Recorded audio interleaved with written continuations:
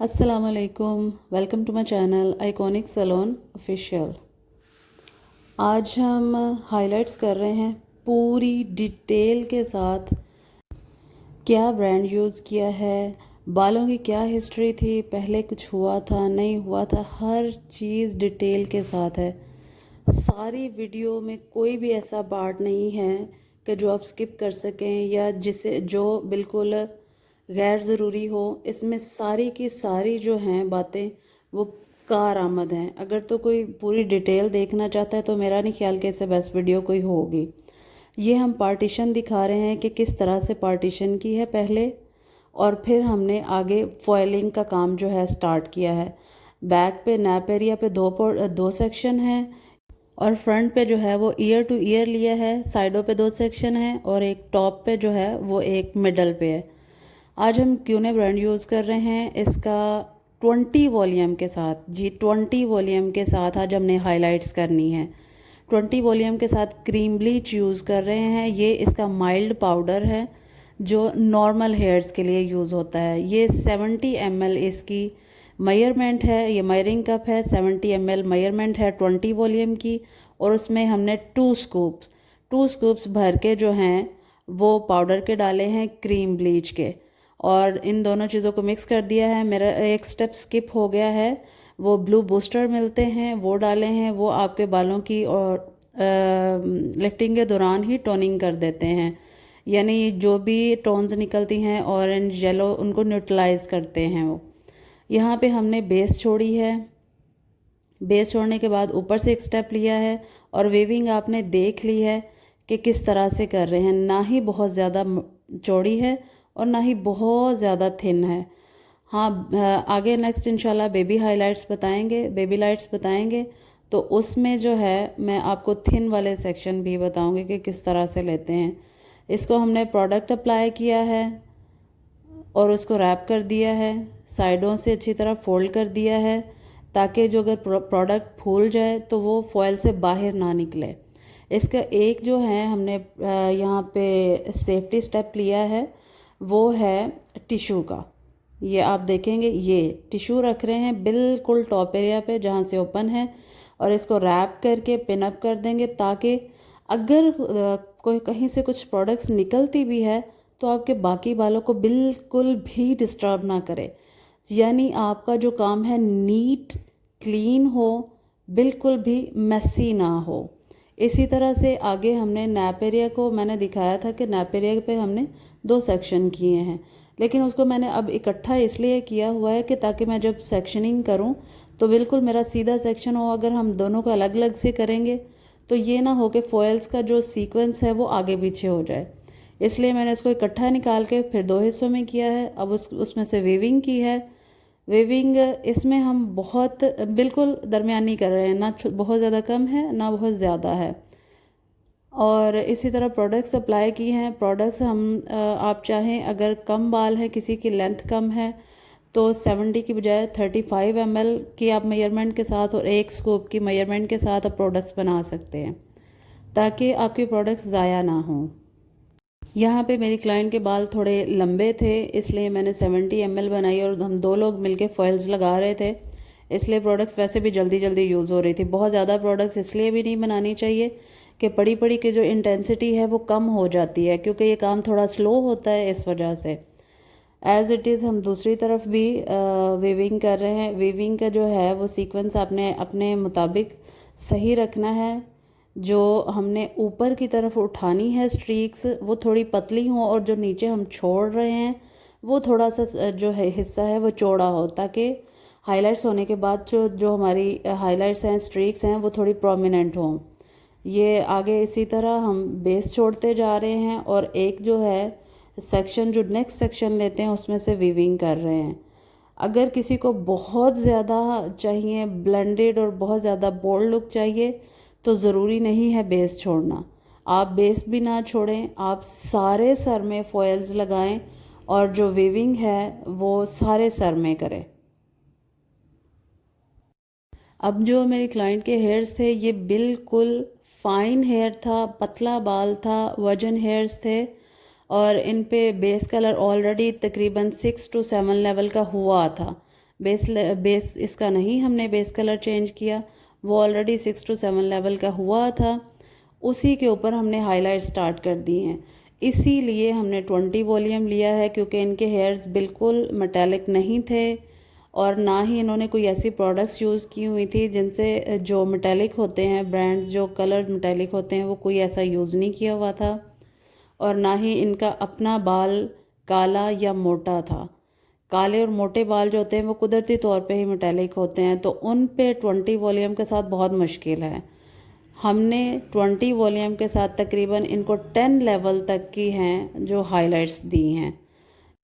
बालों पे कलर करने के, स्ट्रीक्स या हाइलाइट्स करने की बहुत सारी टेक्निक्स हैं। फ़िलहाल जो सिंपल वन है, हम सिंपलेस्ट जो टेक्निक है वो यूज़ कर रहे हैं फॉइलिंग के साथ, क्योंकि कैप स्ट्रीकिंग के साथ इतनी मज़े की ब्लेंडेड लुक नहीं आती जितनी फॉइल्स के साथ आती है, और पूरे सर में इवन भी होती है।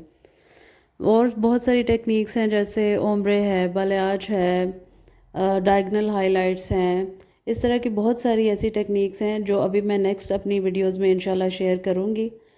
यहाँ पे तकरीबन हमारा जो नैप एरिया है वो फिनिश होने वाला है।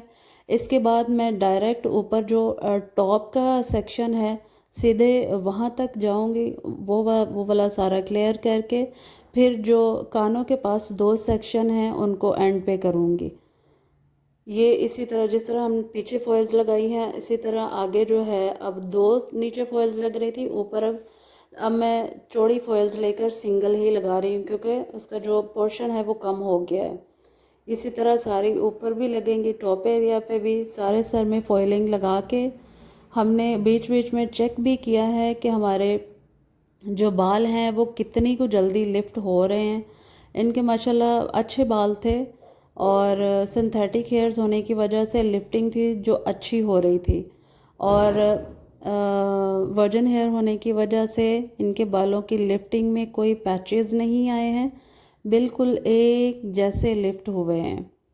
ये बिल्कुल अब टॉप का माथे के पास की हैं, वहाँ पे हम थोड़ी सी कम और बारीक लेंगे, क्योंकि बिल्कुल जो माथे के सामने सामने जो हाइलाइट्स होती हैं वो थोड़ी कम और बारीक ही लेनी चाहिए, क्योंकि एकदम से जब लुक चेंज हो जाती है तो क्लाइंट समटाइम ऐसा होता है कि एक्सेप्ट नहीं कर पा रहे होते हैं उस चीज़ को, उस चेंज को इतनी जल्दी एक्सेप्ट नहीं कर पा रहे होते हैं, तो फिर इसलिए वहाँ पे बहुत थोड़ी ही लेनी चाहिए।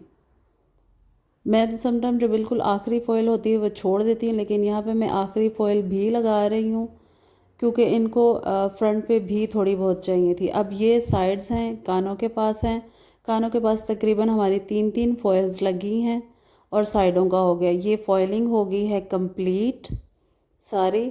अब ये चेक किया है हमने, बीच में भी चेक किया था लेकिन अभी टाइम था उसमें, ये चेक किया, देखें वंडरफुल इवन बिल्कुल एक जैसे लिफ्ट हुए हैं, कहीं कोई पैच नहीं आया है और बहुत ज़्यादा ऑरेंज टोन भी नहीं है।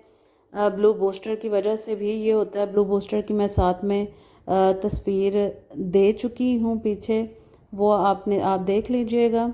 और अब देखिए बिल्कुल भी कहीं कोई कलर नहीं लगा, कहीं कोई मैस नहीं फैला। मैंने अक्सर लोगों की हुई देखी है, ख़ासकर जो न्यू कमर्स होते हैं उनका बहुत ज़्यादा मैस फैल जाता है, नीचे प्रोडक्ट्स इधर उधर लग जाती हैं, फॉइल्स जो हैं वो चेक करने के दौरान स्लिप हो जाती हैं।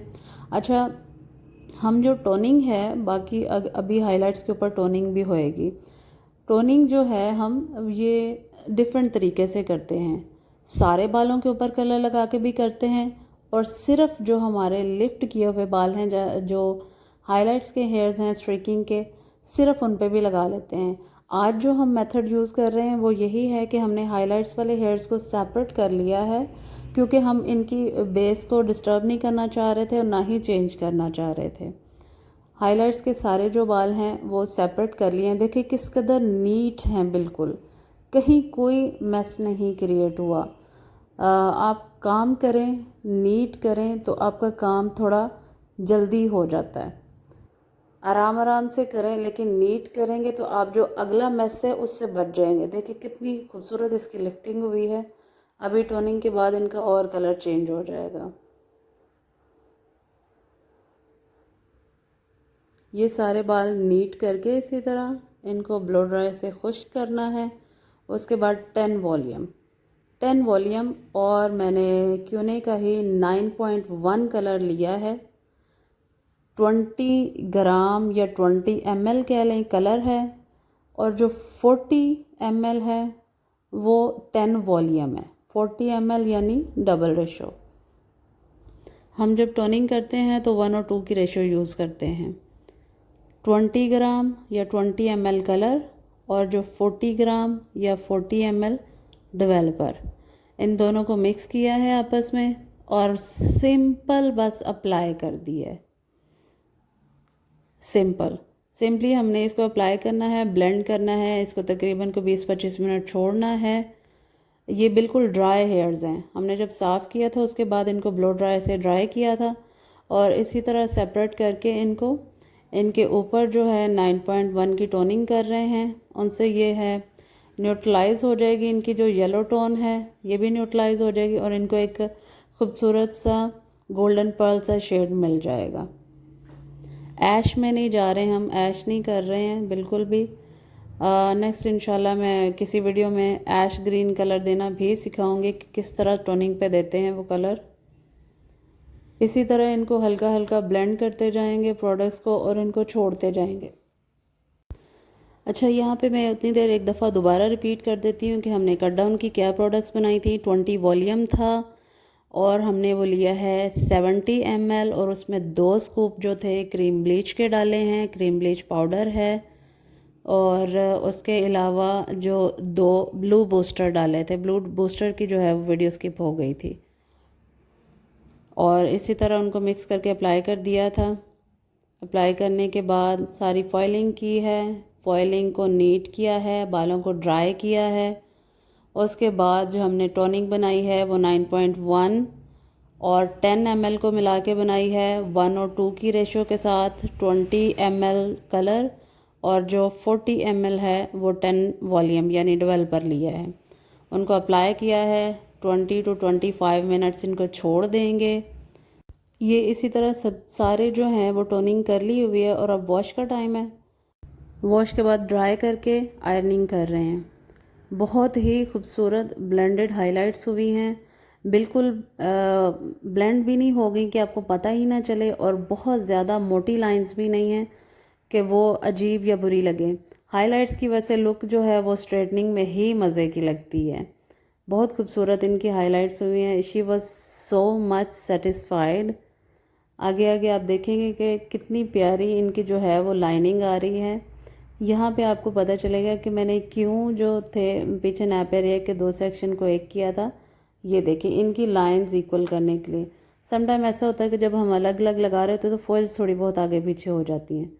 बहुत खूबसूरत इनकी हाइलाइट्स हुई हैं। मुझे उम्मीद है कि आपको बड़ी अच्छी तरह समझ आ गई होगी।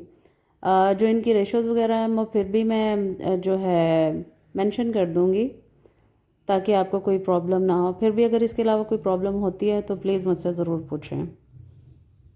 इन्हीं क्लाइंट की हमने ब्राज़ीलियन ब्लॉड भी बाद में किया था, उसकी भी वीडियो इंशाल्लाह मैं अपलोड करूँगी। उसमें भी मैंने तकरीबन सारे प्रोडक्ट्स शो की हैं। पहले अगर कोई कमी रह गई थी तो मैंने अब वो भी कोशिश की है कि जो पिछली दफ़ा प्रोडक्ट्स शो नहीं कर पाई वो भी इस दफ़ा दिखाऊं और ज़्यादा तफसील से बताऊं।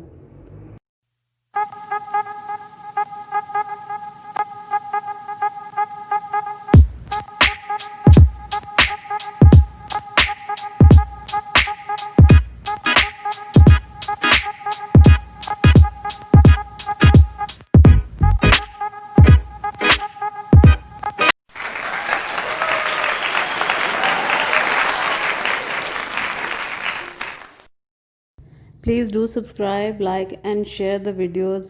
Thank you so much. Allah Hafiz.